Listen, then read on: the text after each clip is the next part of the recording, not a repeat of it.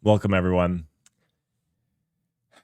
Another day, another Node, NPM, React security vulnerability. Today, I need your full attention. We've just been surviving SHA-1 or Halud, or I just call it Shah Halud, and just previous before that, Shai Halud, and there was a few other minor attacks. I'm going to say minor. We can talk about that in between that, but at this point in your careers, your NPM front-end web security has to be of the utmost priority. And today, or a couple days ago, we had what is now being called the log, or it's being called the next Log4j, or the Log4j event for the React community.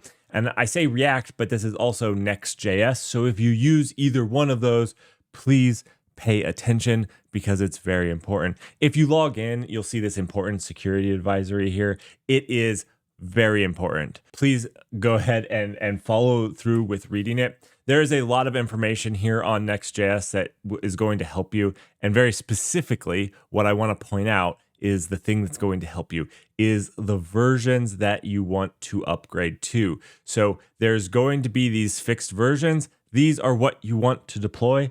And this is the only viable way to see if you're patched. And the reason I say it's the only viable way to see if you're patched is because the people that actually discovered it, the people that did the research, actually, update, I didn't even see this one. I've now shared my proof of concept. So now you have the original proof of concept since within 30 hours. So here's the original proof of concept. There we go. Breaking news. All right, so if you're wanting to use one, use this one. But I wouldn't just do that. I would check your versions that are in production. Now, I've been watching Shah Halud over the weekend, or over the week and the weekend. As far as I can tell, it seems to be winding down. It seems to be contained. Now, it's very hard with these because there were so many credentials stolen.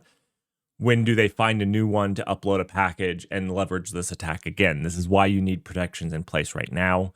But the current Shah Halud seems to be winding down, Shai Halud version 2.0, and seems to be contained. I would call my non-professional advice here is that the containment is done at this point. So hopefully it is, but like I said, be careful. I would never use a package that is less than 2 days old. That's just a ground rule at this point of using NPM. If the package is more than 2 days old, don't use it and pin all your dependencies. Except for this package. Use this package the same day. The same day. A lot of you are asking, Merrick, you said Next.js took down Cloudflare. And I did. Cloudflare tried to do something very good. Cloudflare has had a very, very bad couple of weeks. This is not Cloudflare's first. It's not Cloudflare's second. It's Cloudflare's third outage in not even as many months. We're talking 3 outages in 2 months, I believe it is. Now, I have been a person that has stood out and defended Cloudflare quite a few times because they usually do really solid work. Usually when you hear of a Cloudflare outage, it's because their main power source, the grid goes down, their backup generators fail to fire, they get locked out of the data center, and it was their main data center that had a single centralized resource that they didn't expect to go down, and that's why Cloudflare goes down. That's the type of thing that we've gotten accustomed to, and the last quarter has been really, really rough. They have had multiple outages. This one was only 21 minutes, but it was yet another outage in Cloudflare. So if you don't remember the other 2 outages that happened, one was where they basically DDoSed themselves. They they used React, and React allowed them to DDoS themselves. And so one of their deployments actually DDoS themselves by calling themselves so many times. The other one, which a self DDoS is kind of feels like something I would do, honestly. One of those things I'd be proud of doing is DDoSing myself. But the other one that they had was a misconfiguration of their bots where they had duplicate records and basically just brought down, basically denied all access to their services. And this next one is maybe equally as bad. They were rushing to do something good. They were taking this very real threat to your React and Node.js environments, or React and Next.js environments.